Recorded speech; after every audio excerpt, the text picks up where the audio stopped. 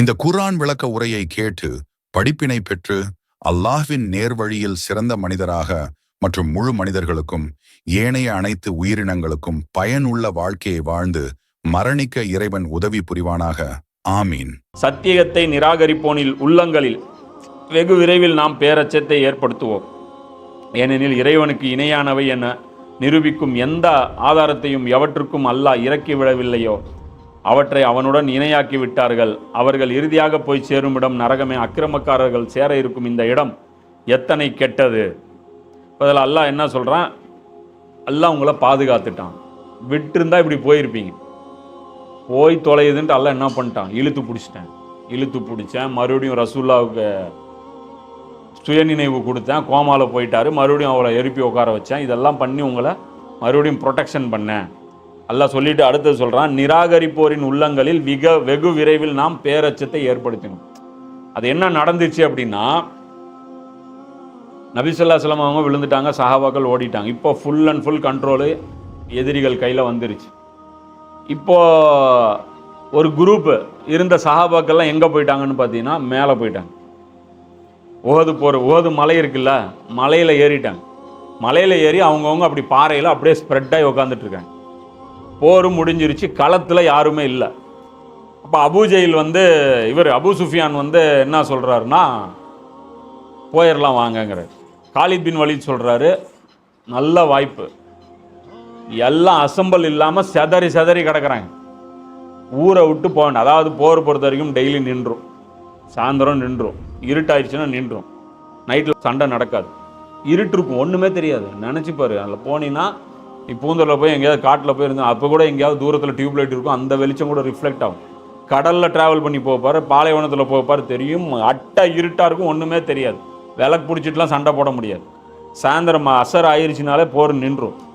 அப்போ பிளான் எல்லாமே பண்ணுறாங்க, என்ன பண்ணலாம், நாளைக்கு மறுபடியும் அட்டாக் பண்ணலாமா, முடிச்சிடலாமா, இருக்கிறவங்கள செலக்ட் பண்ணி பொறுக்கி தள்ளிடலாமா, அப்படிங்கும்போது வேண்டாம், போயிடலாம்.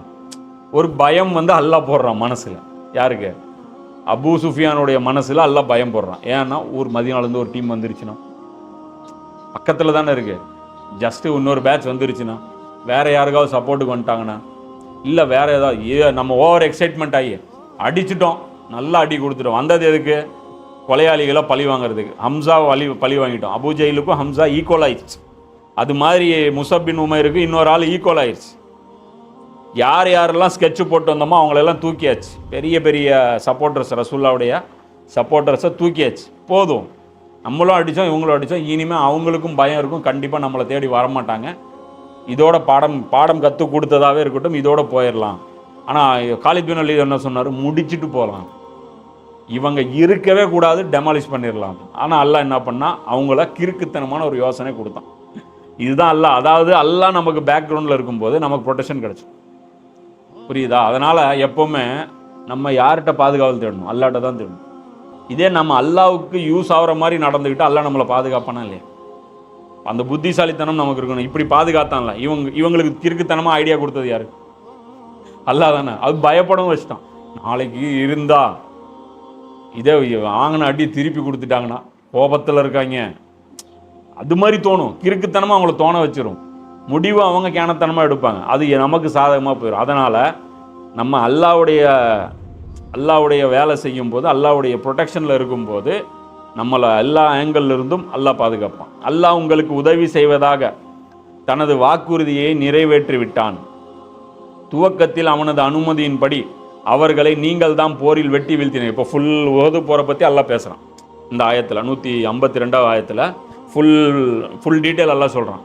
அல்லாஹ் உங்களுக்கு உதவி செய்வதாக கூறிய தனது வாக்குறுதியை அல்லாஹ் நிறைவேற்றி விட்டான். நான் என்னப்பா சொன்னேன், 3000 பேரை அனுப்புகிறேன்னு இல்லை, 3000 பேரை அனுப்பிட்டேன், அதனால தானே ஃபஸ்ட்டில் நீங்கள் ஜெயிச்சிங்க. அல்லாஹ் சொல்கிறான், துவக்கத்தில் அவனது அனுமதியின்படி அவர்களை நீங்கள் போரில் வெட்டி வீழ்த்தினீர்கள். ஆனால் இறுதியில் நீங்கள் ஊக்கம் இழந்து உங்களுடைய பணிகள் குறித்து ஒருவருக்கொருவர் பிணங்கி கொண்டீர்கள். மேலும் நீங்கள் மோகம் கொண்டிருந்த வெற்றியை அல்லாஹ் உங்கள் கண்ணெதிரே காட்டிய உடனே நீங்கள் உங்களின் தலைவரின் கட்டளைக்கு மாறு செய்தீர்கள். ஆரம்பத்தில் அல்லாஹ் உதவி செஞ்சான், நீங்கள் ஜெயிச்சிங்க, அவங்கள கொன்று குவிச்சிட்டு இருந்தீங்க. கடைசியாக என்ன பண்ணீங்க? ஊக்கம் இழந்தீங்க. ஒருத்தருக்கு ஒருத்தர் சண்டை போட்டுக்கிட்டீங்க. என்ன சண்டை போட்டுக்கிட்டாங்க? அங்கே மேலே இருந்து 50 பேர். இப்போ கீழே எதிரிகள் ஓடுறாங்க. ஓடினவுடனே என்னங்கிறாங்க, சண்டை முடிஞ்சிருச்சு, வாங்க கீழே போகலாங்க. அப்போ மேலே இருக்கிற தலைவர் என்ன சொல்கிறாரு, ரசூல்லா என்ன சொன்னாங்க, நாங்கள் செத்தா கூட நீங்கள் வரக்கூடாதுன்னு சொன்னாங்கல்ல, ஏன் நீங்கள் போகக்கூடாது, நான் உங்களை போக விட மாட்டேங்கிறாரு. அந்த 50 பேருக்கு ஒரு லீடர் இருந்தார், சரியா, அந்த லோக்கல் கமாண்டர் அவர். அந்த கமாண்டருக்கு கீழே தான் இவங்க இருந்தாங்க. அப்போ நீங்கள் போகக்கூடாதுன்னு இவர் சொன்னார். ஆனால் அந்த கீழே இருந்த அந்த மக்கள் என்ன சொன்னாங்க, அந்த கமாண்டருக்கு கீழே இருந்த சிப்பாய்கள் அவங்க என்ன சொன்னாங்க, ரசூல்லா சொன்னது நீங்கள் தப்பாக புரிஞ்சுக்கிட்டீங்க. அவங்க என்ன சொன்னாங்க, நாங்கள் தோத்தாதான் வர வேணான்னாங்க. இது ஜெயிச்சிட்டோம், ஜெயிச்சா வர வேணான்னு ரசூல்லா சொல்லலை. இல்லை, ஆனால் அந்த கமாண்டருக்கு தெரியும் ரெண்டுக்கும் மீனிங் இதுதான். ஜெயிச்சாலும் வரக்கூடாது, தோத்தாலும் வரக்கூடாதுன்னு கமாண்டர் புரிஞ்சுக்கிட்டாரு. இவங்க என்ன சொன்னாங்க, ஜெயிச்சாதான் வரலாம், தோத்தாதான் வரக்கூடாதுன்னு இவங்க புரிஞ்சுக்கிட்டாங்க.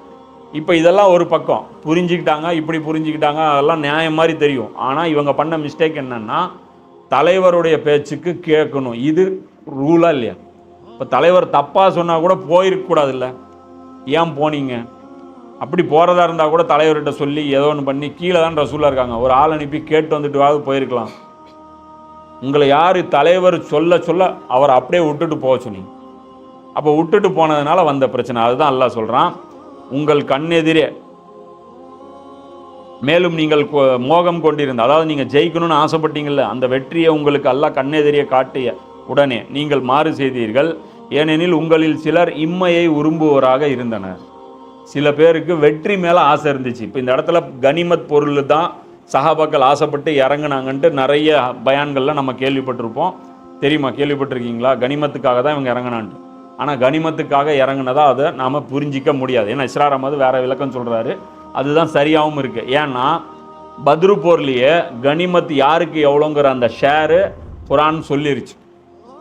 அதனால் பொறுக்கிறவங்களுக்கு தான் கிடைக்குங்கிற அந்த ரூல்ஸு இல்லை. ஒருத்தருக்கு 10 வால் கிடைச்சாலும் அவருக்கு என்ன பங்கோ அதுதான் கிடைக்கும். ஒருத்தருக்கு ஒன்றுமே கைக்கு கிடைக்கலனாலும் அவருக்கும் பங்கு கிடைக்கும். பங்கு ஃபிக்ஸட் ஆயிடுச்சு. அப்போ போய் சீக்கிரம் போய் பொறுக்கிறதுல மீனிங் கிடையாது.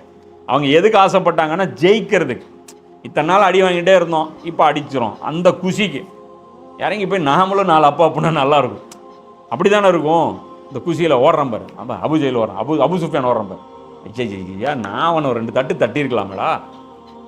இதுக்கு ஓடினாங்க அவங்க, இதுக்கு ஆசைப்பட்டாங்க. இதுக்கு அல்லாஹ் என்ன சொல்கிறான், அது உங்களில் சிலர் இம்மையை விரும்புவோராக இருந்தனர். இதுதான் நான் சொன்னேன்ல, துனியாவுக்காக போர் செய்கிறவங்களும் இருந்தாங்க, சிலர் மறுமையை விரும்புவோராக இருந்தாங்க.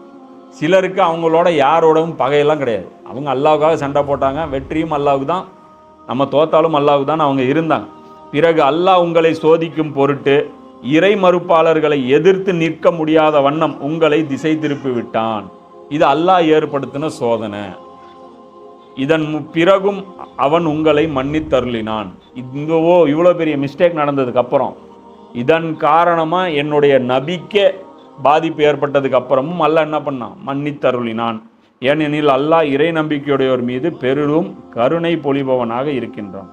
அல்லாஹ் என்ன பண்ணுறான், நான் கருணை புரியதானா இருக்கிறேன், போய் தொலையுதுன்னு சொல்லிட்டு என்ன பண்ணேன், இதுக்கப்புறமும் உங்களுக்கு நான் இது பண்ணேன் அப்படின்னு சொல்லிட்டு அல்லாஹ் சொல்கிறோம். ஏன்னா இந்த இடத்துல அல்லாஹ் மட்டும் உதவி செய்யாமல் இருந்திருந்தா, காலித் பின் வலீதுடைய ஐடியா படி காஃபிர்கள் நின்று இருந்தா, இதுதான் அல்லாஹ் செஞ்ச உதவி. அன்னைக்கு காலித் பின் வலீத் ஐடியாவை அபு சுஃபியான் கேட்க வச்சிருந்தானா முடிஞ்சது சஹாபாக்கள் டீம். அதே தான் ரசூல்லா பத்ரு போரில் சொல்லியிருப்பாங்க, எல்லாம் நான் உருவாக்கின கூட்டம் இவ்வளோதான், இந்த கூட்டத்தை நீ அழிய வச்சுட்டேன்னா அதுக்கப்புறம் புதுசாக ஒரு கூட்டம் உருவாக்குறதுக்கெல்லாம் பெரிய டைம் ஆகும், அதுக்கப்புறம் உன்னை வணங்குறதுக்கு இந்த பூமியில் யாரும் இருக்க மாட்டாங்க, அதனால் தயவு செஞ்சு என்னுடைய இந்த உழைப்பை வீணடிச்சிடாத அப்படின்னு ரசூல்லா அங்கே துவா செஞ்சாங்க. அதுக்கு மரியாதை கொடுத்து அல்லாஹ் சஹாபாக்களை ஒவ்வொரு ப்ராசஸ்லையும் காப்பாற்றிக்கிட்டே வந்தான்.